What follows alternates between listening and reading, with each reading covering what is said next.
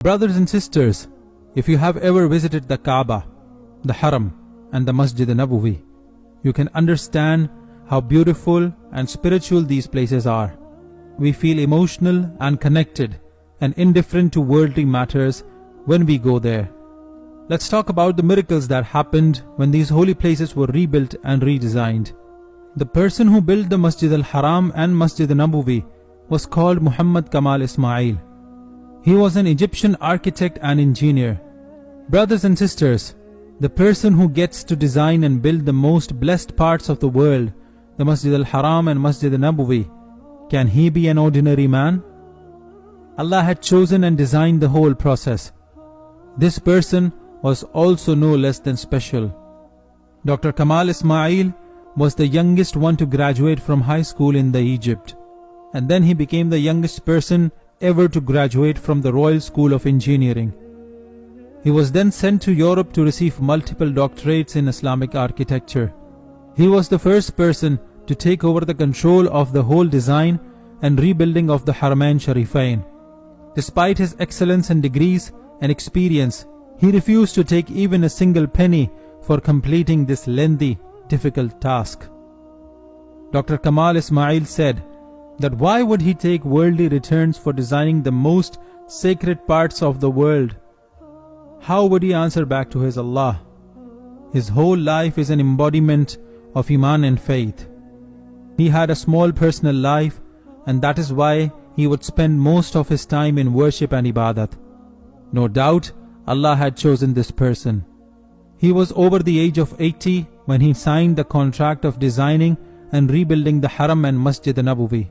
And after that, he spent his years working for the sacred places without any media coverage or spotlight.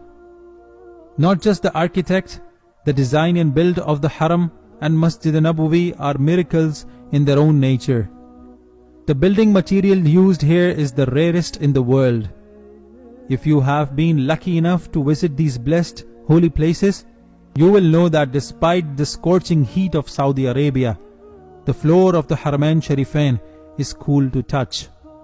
This is because the white marble used there is a rare kind of snow-white marble found in Lebanon.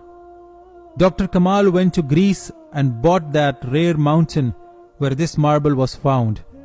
It is known for its extraordinary shine and white color and thermal properties. It gets rid of the heat in the air and feels cool to touch on the surface. When the construction of the Masjid Nabawi began, the King of Saudi Arabia asked Dr. Muhammad Kamal Ismail to use the same snow-white marble. The marble he had bought for the Haram was 15 years ago. He wasn't sure if that company still had it. Anyways, he went to meet the executive and told him the story. As expected, the marble had been sold out completely. Dr. Kamal left the room, but just as a ray of hope, he asked the secretary to please find the person who bought that marble.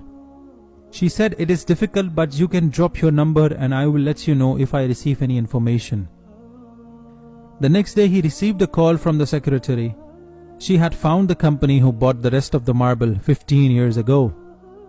When he looked at the details she sent, Dr. Kamal was astonished. The company was based in Saudi. He immediately took his flight, landed in Saudi Arabia, and went to meet the owner of the company. He told the whole story. The owner of the company asked his staff to check where they used that marble.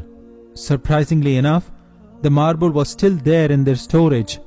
For 15 years, that marble was waiting for Dr. Kamal to come and use it for the building of Masjid Nabawi. He broke into tears, gave the owner of the company a blank check and asked him to charge whatever he wants to.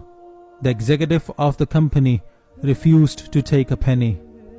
Brothers and sisters, we are talking about the Masjid Nabawi, the mosque that Rasulullah Hazrat Muhammad sallallahu ta'ala alaihi wasallam built with his own hands.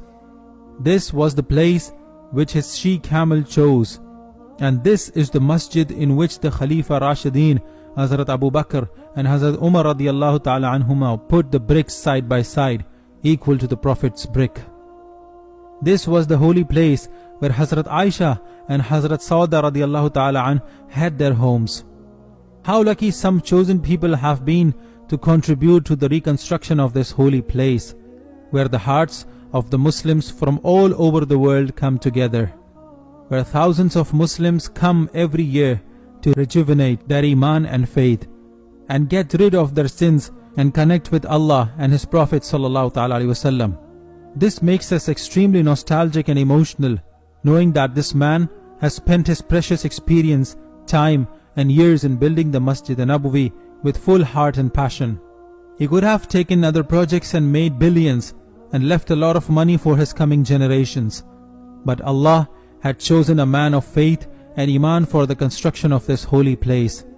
May we all get to witness the glory and holiness of Masjid al-Haram and Masjid Nabawi one day.